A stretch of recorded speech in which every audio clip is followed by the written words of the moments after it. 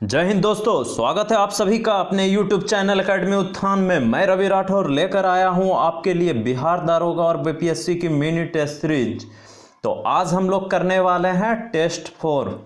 तो शुरू करते हैं। क्वेश्चन नंबर 1, दिल्ली के किस सुल्तान ने ब्राह्मणों पर भी जजिया कर लगाया था? Option A Balban, B Firoz Shah Tughlaq, C Alauddin Khilji, D Mohammad bin Tughlaq. तो आप लोग कमेंट बॉक्स में राइट आंसर दीजिए। इसका राइट आंसर हो जाएगा Firoz Shah Tughlaq. Option B Firoz Shah Tughlaq. Short में फिरोज शाह तुगलक के बारे में जान लेते हैं। फिरोज शाह तुगलक जो थे ये तुगलक वंश के शासक थे और इनका कालक्रम जो था वह 1351 से 88 ईस्वी 1388 ईस्वी तक था। चलते हैं क्वेश्चन नंबर 2 की ओर। भारत में इंग्लैंड का कौन सा राजदूत जहांगीर के पीछे अजमेर से मांडू आया? Option A Clive, B Thomas Roe, C Lord Aster, D Clyde. आप लोग कमेंट बॉक्स में आंसर देते जाइए। तो इसका राइट आंसर जो हो जाएगा B Thomas Roe. Thomas Roe जो था वह जहांगीर के शासनकाल में भारत आया था और जहांगीर से मुलाकात जो हुई थी उनकी वो अजमेर के किले में हुई थी। इंडिया आने के बाद उन्होंने जहांगीर से यहाँ कंपनी लगाने के लिए, व्यापार करने के लिए उन्होंने परमिशन मांगा था और जहांगीर ने दे दिया था। उसी दिन से भारत की गुलामी शुरू हो गई, जब से थॉमस रो आया था। धीरे धीरे उन्होंने अपना जाल पसार दिया इंडिया में और फिर तो उनके अंडर हो गया। तो चलते हैं हम लोग क्वेश्चन नंबर अब 3 करेंगे। निम्नलिखित में से किस इतिहासकार ने शाहजहां के शासनकाल को मुगल काल का स्वर्ण युग कहा था? Option A V A. Smith, B Jadunath Sarkar, C A L. Srivastava, D Bipin Chandra. तो राइट आंसर जो इसका हो जाएगा option C A L. Srivastava. A L. Srivastava. तो शाहजहां के बारे में शॉर्ट में जान लेते हैं। शाहजहां जो थे मुगल के 5वें शहंशाह थे और इनको लोग विशेषकर इसलिए जानता है क्योंकि ये अपनी बेगम मुमताज़ के याद में इन्होंने ताजमहल का निर्माण करवाया था, जो विश्व का सबसे खूबसूरत इमारत है। तो चलते हैं हम लोग क्वेश्चन नंबर 4 की ओर। गांधीवादी विचारधारा किससे प्रभावित रही है? Option A Ruskin, B Thoreau, C Tolstoy, D उपयुक्त सभी। तो राइट आंसर जो हो जाएगा, आप लोग को अगर पता है तो कमेंट बॉक्स में आंसर दीजिए। और ऐसे इसका राइट आंसर जो है वो है डी उपयुक्त सभी। इनकी विचारधारा से, जो इनके विचार व्यवहार से, जो इनका जो आदर्श था सब, उससे प्रभावित रस्किन भी था, थोरो भी था, टॉलस्टॉय भी था। तो चलते हैं हम लोग क्वेश्चन नंबर 5 की ओर। किसने यूरोपियन नील बागान मालिकों द्वारा किसानों के शोषण की तरफ गांधी जी का ध्यान आकर्षित किया था?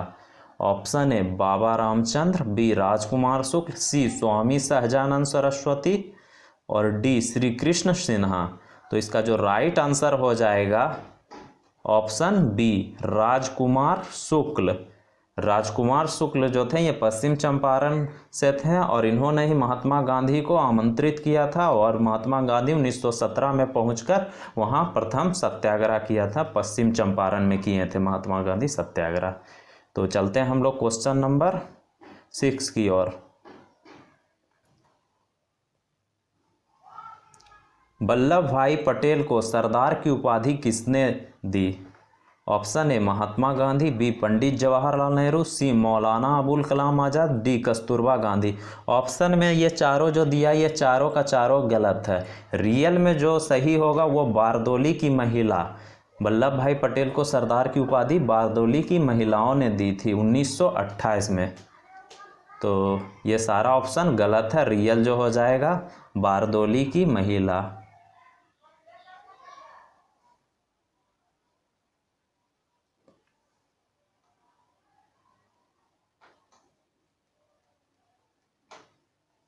चलते हैं हम लोग क्वेश्चन नंबर 7 की ओर।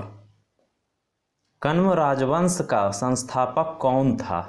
Option A Susharman, B Vishnu Sharma, C Vasudev, D Vasumitra. तो राइट आंसर जो हो जाएगा सी वासुदेव। वासुदेव जो थे शुंग वंश के अंतिम शासक देवभूति का मंत्री था वह, और क्या किया था कि वही शुंग वंश का जो अंतिम शासक देवभूति था उसका हत्या कर दिया। हत्या करने के बाद कण्व वंश का वह स्थापना कर दिया। तो चलते हैं हम लोग क्वेश्चन नंबर, इसका पहले आंसर टिक कर देते हैं वासुदेव। अब चलते हैं हम लोग क्वेश्चन नंबर 8 की ओर। इनमें से किसने यह विलाप किया कि सोने और चांदी की ठोस ईंटें रोमन साम्राज्य में से भारत में बढ़ रही है? ऑप्शन ए पेरिपल्स का गुमनाम लेखक, बी प्लिनी, सी स्ट्रैबो, डी टोल्मी। तो राइट आंसर जो इसका हो जाएगा ऑप्शन बी प्लिनी। चलते हैं हम लोग क्वेश्चन नंबर 9 की ओर। किस कुषाण शासक के सिक्कों पर सबसे अधिक संख्या में हिंदू देवी देवताओं का अंकन मिलता है? Option A Vima Kadphises, B Kanishka प्रथम, सी हुविस्क, डी वासुदेव। तो राइट आंसर जो हो जाएगा ऑप्शन ए भीम कड़फिसेस। अब जान लेते हैं कुषाण शासक के बारे में शॉर्ट में। कुषाण शासक जो था वो भारत का पहला ऐसा शासक था जो हिंदकुश पर्वत शैली को पार किया था और वहाँ अपना साम्राज्य को स्थापित कर दिया था। अब चलते हैं हम लोग क्वेश्चन नंबर 10 की ओर। किस चीनी जनरल ने कनिष्क को हराया था? ऑप्शन ए पान चाओ, बी पान यांग, सी हुआंग टी और डी हो टी। तो इसका जो राइट आंसर हो जाएगा ऑप्शन ए पान चाओ। और ये जो कनिष्क था ये कुषाण वंश का वंशज था, कुषाण का ही पार्ट था। तो चलते हैं हम लोग क्वेश्चन नंबर 11 की ओर। मसालों का बगीचा उपनाम से प्रसिद्ध राज्य है। ये तो इजी क्वेश्चन है, इसका आंसर आप लोग जरूर कमेंट बॉक्स में दीजिए। मसालों का बगीचा कहाँ है? तो option A Karnataka, B Kerala, C Jharkhand, D Goa. तो राइट आंसर जो इसका हो जाएगा ऑप्शन बी केरल। केरल, और केरल के सीएम कौन है? तो पिनराई विजयन है। चलते हैं क्वेश्चन नंबर 12 की ओर। राणा प्रताप सागर परियोजना है। ऑप्शन ए एक अणुशक्ति संयंत्र, बी एक मछली संरक्षण योजना, सी एक पनबिजली संयंत्र और डी एक शिपिंग यार्ड। तो राइट आंसर जो हो जाएगा एक पनबिजली संयंत्र। और ये जो राणा प्रताप सागर है ये है राजस्थान में चंबल नदी पे। तो चलते हैं हम लोग क्वेश्चन नंबर 13 की ओर। नेवल एयर स्टेशन गरुड़ कहाँ पर स्थित है? ऑप्शन ए नई दिल्ली, बी कोच्चि, सी चेन्नई, डी देहरादून। आंसर आप लोग करते जाइए, कमेंट बॉक्स में आंसर आप बताते जाइए अगर आपको मालूम हो, नहीं तो मैं तो बता रहा हूँ, तो आप ध्यान दीजिए। तो इसका राइट आंसर जो हो जाएगा ये हो जाएगा ऑप्शन बी कोच्चि। कोच्चि केरल में है और इंडियन नेवी का जो दक्षिणी कमान है इंडियन नेवी का वो कोच्चि ही है। तो चलते हैं हम लोग क्वेश्चन नंबर 14 की ओर। निम्नलिखित में से किस राज्य को अत्यधिक कुपोषण के कारण भारत का इथोपिया कहा जाता है? Option A Bihar, B Madhya Pradesh, C Jharkhand, D Odisha. तो इसका जो राइट आंसर हो जाएगा बी मध्य प्रदेश को कहा जाता है। और मध्य प्रदेश को ऐसे सोया प्रदेश भी कहते हैं। और मध्य प्रदेश जो है, मध्य प्रदेश का एक सिटी है इंदौर, जो कि भारत का सबसे स्वच्छ शहर है, लगातार चौथी बार वह स्वच्छ शहर की गिनती में है। तो चलते हैं हम लोग क्वेश्चन नंबर 15 की ओर। चंबल नदी किन राज्यों से होकर बहती है? Option A Madhya Pradesh, Gujarat, Uttar Pradesh, B Rajasthan, Madhya Pradesh, Bihar, C Gujarat, Madhya Pradesh, Chhattisgarh, D Uttar Pradesh, Madhya Pradesh, Rajasthan. तो राइट आंसर जो हो जाएगा ऑप्शन डी उत्तर प्रदेश, मध्य प्रदेश, राजस्थान। और ये जो चंबल नदी निकलती कहाँ से है? तो ये चंबल नदी दक्षिणी पठार से निकलती है, जनापाव पहाड़ी है एक मध्य प्रदेश में, वहीं से निकलती है। और चंबल नदी पे जो कुछ परियोजना है जैसे कोटा में गांधी सागर, राणा प्रताप सागर, जवाहर सागर, ये सब चंबल नदी पे परियोजना निर्मित। तो चंबल नदी का जो लंबाई है, लेंथ, उसे भी जान लेते हैं हम लोग। उसका लंबाई जो है 966 किलोमीटर है। अब चलते हैं हम लोग क्वेश्चन नंबर 16 की ओर। निम्नलिखित में से कौन सा क्षेत्र के मामले में सबसे छोटा राज्य है? Option A Punjab, B Sikkim, C Goa, D Tripura.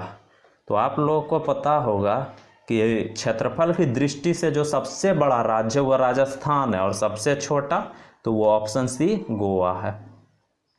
Goa के बारे में कुछ जान लेते हैं। पहले गोवा पे पुर्तगालियों का अधिकार था।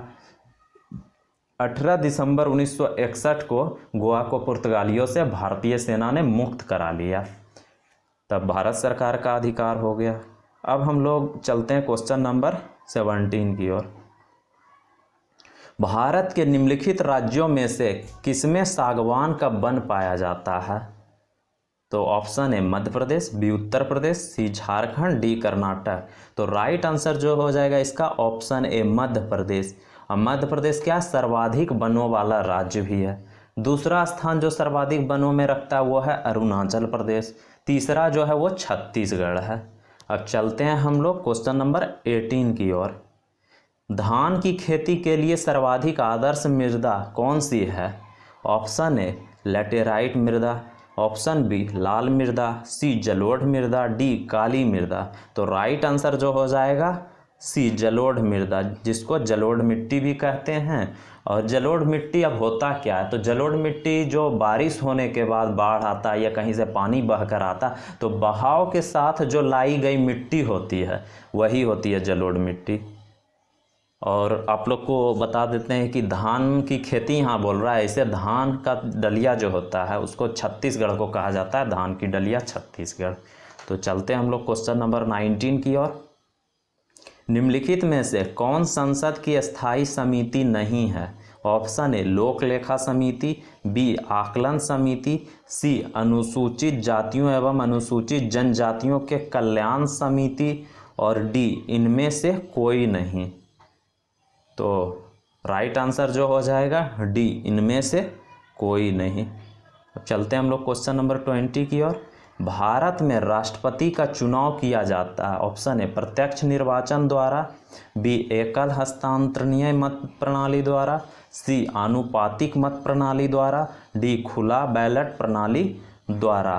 तो राइट आंसर जो हो जाएगा एकल हस्तांतरणीय मत प्रणाली द्वारा। और राष्ट्रपति का जो निर्वाचन से संबंधित अनुच्छेद है वह है 52। तो चलते हैं हम लोग क्वेश्चन नंबर 21 की ओर।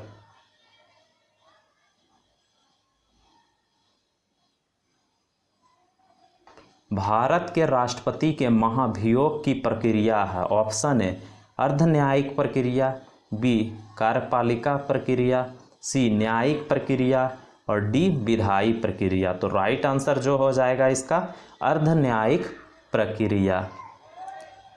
इनका जो महाभियोग है अनुच्छेद 61 में है और क्षमादान 72 में है। तो चलते हैं हम लोग क्वेश्चन नंबर 22 की ओर।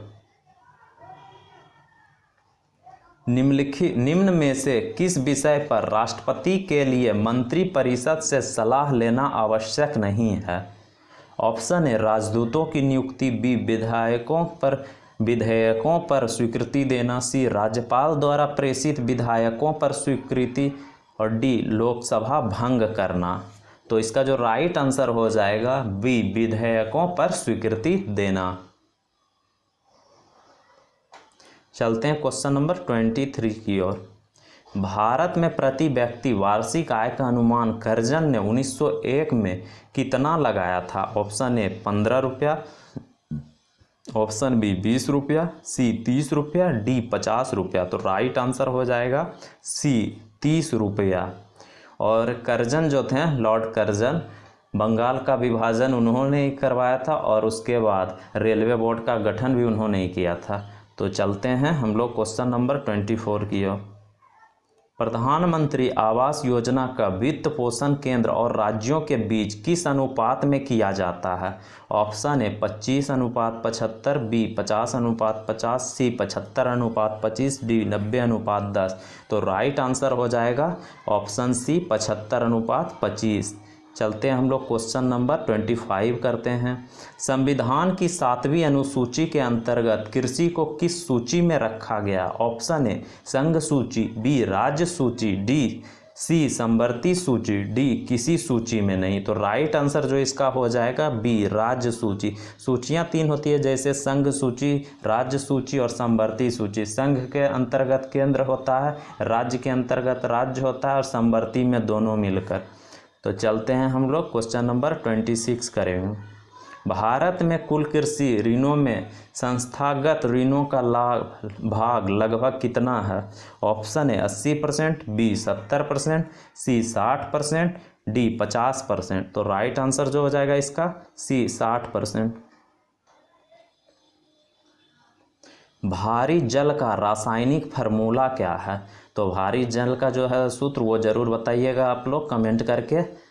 ऑप्शन है H2O, बी D2O, सी H2O CO3, डी H2S। तो राइट आंसर इसका हो जाएगा D2O, ड्यूटेरियम का ऑक्साइड भारी जल का सूत्र है। चलते हैं हम लोग क्वेश्चन नंबर 28 करेंगे। निम्न में से कौन सा कार्बोहाइड्रेट है? ऑप्शन है शर्करा और स्टार्च, बी शर्करा और साइट्रिक अम्ल, सी शर्करा और कैल्शियम, डी शर्करा और लोहा। तो इसका राइट आंसर जो हो जाएगा ऑप्शन है शर्करा और स्टार्च। चलते हैं हम लोग क्वेश्चन नंबर 29 करेंगे। लहसुन की अभिलाक्षणिक गंध का कारण है? ऑप्शन है क्लोरो यौगिक, बी सल्फर यौगिक, सी फ्लोरीन यौगिक, डी एसिटिक अम्ल। तो राइट आंसर जो इसका हो जाएगा बी सल्फर यौगिक। सल्फर यौगिक एक रंगहीन गैस होता है जिसका सूत्र SO2 होता है। तो हम लोग करेंगे आज क्वेश्चन नंबर, चलिए करते हैं हम लोग 30। पदार्थों की वास्तविक मात्रा का पता लगाने के लिए उपयोग में लाए जाने वाले रसायन की शाखा क्या कहलाती है? ऑप्शन है जीव रसायन, बी अकार्बनिक रसायन, सी ऑर्गेनोमेटेलिक रसायन, डी विश्लेषक रसायन। तो राइट आंसर जो इसका हो जाएगा ऑप्शन डी विश्लेषक रसायन। अब हम लोग करेंगे क्वेश्चन नंबर 31। सौर ऊर्जा का अधिकतम स्थिरीकरण किसके द्वारा किया जाता है? ऑप्शन ए कवक, बी प्रोटोजोआ, सी हरे पौधे, डी जीवाणु। तो राइट आंसर जो इसका हो जाएगा ऑप्शन सी हरे पौधे। क्वेश्चन नंबर 32 करेंगे। निम्न में से किसकी पोषक विधि होलोफिटिक है? ऑप्शन ए अमीबा, बी शेर, सी यूग्लिना, डी केचुआ। तो राइट आंसर जो इसका हो जाएगा सी यूग्लिना। Question number 33। विद्युत बल्ब के अंदर कौन सी गैस होती है? ऑप्शन है ऑक्सीजन, बी वायु, सी कार्बन डाइऑक्साइड, डी उपयुक्त में से कोई नहीं। तो यहाँ जो हो जाएगा ऑप्शन डी उपयुक्त में से कोई नहीं। विद्युत बल्ब के अंदर जो गैस होती अक्रिय गैस होती है, जिसमें आर्गन का जो परसेंटेज होता है 93% और नाइट्रोजन का 7%। तो हमेशा याद रखना कि कौन सी गैस होती है, अक्रिय गैस विद्युत बल्ब के अंदर होती है। तो अब हम लोग करते हैं क्वेश्चन नंबर 34। किसी तत्व का सर्वाधिक अभिलाक्षणिक गुणधर्म निम्नलिखित में से कौन सा है? ऑप्शन ए घनत्व, बी क्वथनांक, सी द्रव्यमान, डी परमाणु क्रमांक। तो राइट आंसर जो हो जाएगा इसका डी परमाणु क्रमांक। Question number 35। विद्युत धारा का मापन किस उपकरण का प्रयोग करके किया जाता है? तो option A ammeter, B voltmeter, C anemometer और डी वाट मीटर। तो राइट आंसर जो हो जाएगा A ammeter. Question number 36। Greenpeace international का मुख्यालय कहाँ स्थित है? ऑप्शन है एम्स्टर्डम में, बी कैनबरा में, सी ओटावा में, डी नागासाकी में। तो राइट आंसर जो हो जाएगा ऑप्शन ए एम्स्टर्डम में। और एम्स्टर्डम मुख्यालय किसका? ये एम्स्टर्डम जो राजधानी है वो नीदरलैंड का राजधानी है। तो हम लोग चलते हैं क्वेश्चन नंबर 37 करेंगे। पारिस्थितिकी नीचे की संकल्पना को किसने प्रतिपादित किया था? तो ऑप्शन ए में है ग्रीनेल, बी डार्विन, सी ऑडम, डी पार्क। तो इसका जो राइट आंसर हो जाएगा ऑप्शन ए ग्रीनेल ने। अब हम लोग करेंगे क्वेश्चन नंबर 38।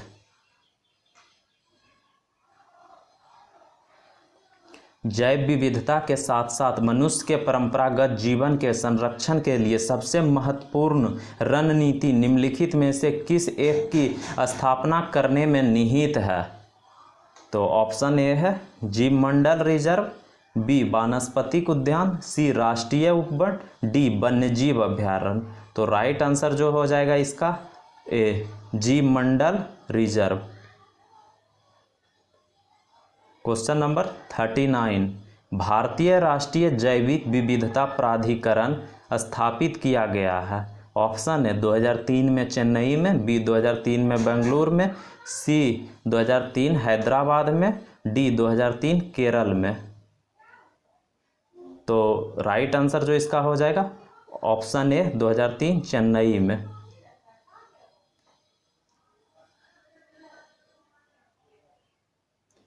Question number 40। जुगाली करने वाले पशुओं से किस ग्रीन हाउस गैस का निस्सरण होता है? Option A carbon dioxide, B methane, C CFC, D nitrous oxide. तो राइट आंसर जो इसका हो जाएगा बी मीथेन। मीथेन का जो सूत्र है CH4। Question number 41। सितंबर 2020 में शाकाहारी भोजन पर टास्क फोर्स का गठन किसके द्वारा किया गया? ऑप्शन है हरियाणा सरकार, बी आयुष मंत्रालय, सी संस्कृति मंत्रालय, डी FSSAI।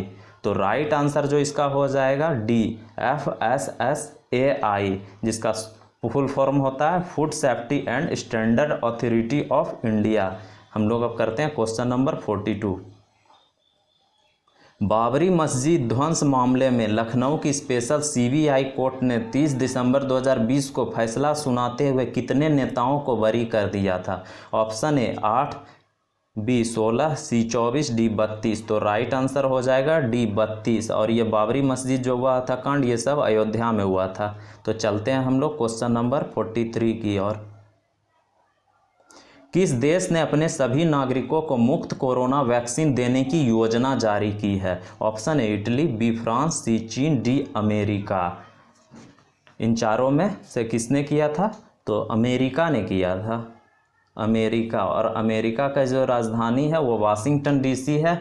और वहाँ के जो राष्ट्रपति है वर्तमान में 46वें राष्ट्रपति हैं जो बाइडन। और वहाँ के जो उपराष्ट्रपति हैं 49वें उपराष्ट्रपति जो हैं अभी कमला हैरिस हैं। तो अब हम लोग करेंगे क्वेश्चन नंबर 44। हाल ही में किस राज्य ने 5 बाइक एम्बुलेंस का शुभारंभ किया है? ऑप्शन है उत्तर प्रदेश, बी राजस्थान, सी गुजरात, डी पंजाब। तो राइट आंसर हो जाएगा बी राजस्थान। अब करते हैं हम लोग क्वेश्चन नंबर 45। किस राज्य में हाथियों के संरक्षण तथा बचाव हेतु हाथी पुनर्वास केंद्र खोला जाएगा? ऑप्शन है पश्चिम बंगाल, बी ओडिशा, सी असम, डी अरुणाचल प्रदेश। तो राइट आंसर जो इसका हो जाएगा बी ओडिशा।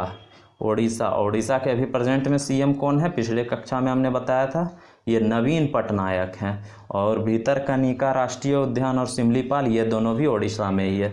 तो अब चलते हैं हम लोग क्वेश्चन नंबर 46 की ओर। संघाई सहयोग संगठन SCO का सचिवालय कहाँ अवस्थित है? ऑप्शन है ताइपे, बी बीजिंग, सी बैंकॉक, डी ताशकंद। तो राइट आंसर जो इसका हो जाएगा बी बीजिंग। अब बीजिंग किसका राजधानी है? तो चाइना का है। और वहाँ की मुद्रा क्या है? तो रेनमिनवी है। अब करते हैं हम लोग क्वेश्चन नंबर 47। दक्षेस का मुख्यालय कहाँ है? दक्षेस या सार्क कहिए, जो भी, दोनों एक ही है। उसका मुख्यालय नई दिल्ली। ऑप्शन है बी काठमांडू, सी जकार्ता, डी कोलंबो। तो राइट आंसर हो जाएगा बी काठमांडू। बी काठमांडू। अब चलते हैं सार्क के बारे में शॉर्ट में जान लें। सार्क जो है उसका जो फुल फॉर्म होता है south Asian association for regional cooperation. और सदस्य देश कितने हैं सार्क में? तो 7 हैं। कौन कौन है? तो जान लीजिए आप लोग। भारत, पाकिस्तान, बांग्लादेश, श्रीलंका, नेपाल, भूटान और मालदीव। अब हम लोग करेंगे क्वेश्चन नंबर 48। निम्न में से किसे फ्रंटियर गांधी कहा जाता है? ऑप्शन है मौलाना अबुल कलाम आज़ाद, बी खान अब्दुल गफ्फार खान, सी जतीन दास, डी मौलाना मोहम्मद अली। तो राइट आंसर जो हो जाएगा ऑप्शन बी खान अब्दुल गफ्फार खान। अब हम लोग करेंगे क्वेश्चन नंबर 49। सर्वप्रथम मरणोपरांत भारत रत्न किसे प्रदान किया गया? Option A Vinoba Bhave, B Maulana Abdul Kalam Azad, C Lal Bahadur Shastri, D इनमें से कोई नहीं। तो राइट आंसर जो हो जाएगा सी लाल बहादुर शास्त्री। लाल बहादुर शास्त्री कौन थे तो जान लीजिए आप लोग, ये भारत के दूसरे प्रधानमंत्री थे। इनका जन्म वाराणसी में हुआ था। बड़े ही सादगी में जीते थे ये अपने जीवन को, और इन्हीं के समय में ही ताशकंद समझौता हुआ था जो 10 जनवरी 1966 में। तो याद रखिएगा आप लोग। अब हम लोग करते हैं क्वेश्चन नंबर 50। पहला T20 क्रिकेट का आयोजन कहाँ हुआ था? ऑप्शन ए दक्षिण अफ्रीका, बी भारत, सी न्यूजीलैंड, डी पाकिस्तान। तो राइट आंसर जो इसका हो जाएगा ए दक्षिण अफ्रीका। दक्षिण अफ्रीका। दक्षिण अफ्रीका की राजधानी क्या है तो प्रिटोरिया है। मुद्रा क्या है तो रैंड है। और वहाँ के राष्ट्रपति कौन है तो श्री रामफोसा। तो आज मैंने आप लोग को टेस्ट 4 करवा दिया है। आप लोगों टेस्ट लगाया होगा, आप लोगों ने जवाब दिया होगा। अगर आपको टेस्ट अच्छा लगा होगा तो आप कमेंट करके बताइएगा कि आपको कैसा लगा। अगर आप हमारे चैनल पे नए होंगे तो सब्सक्राइब कीजिएगा। वीडियो अच्छा लगा होगा तो लाइक कीजिएगा, अपने दोस्तों को शेयर कीजिएगा और प्रतिदिन आप टेस्ट लगाइएगा। जय हिंद।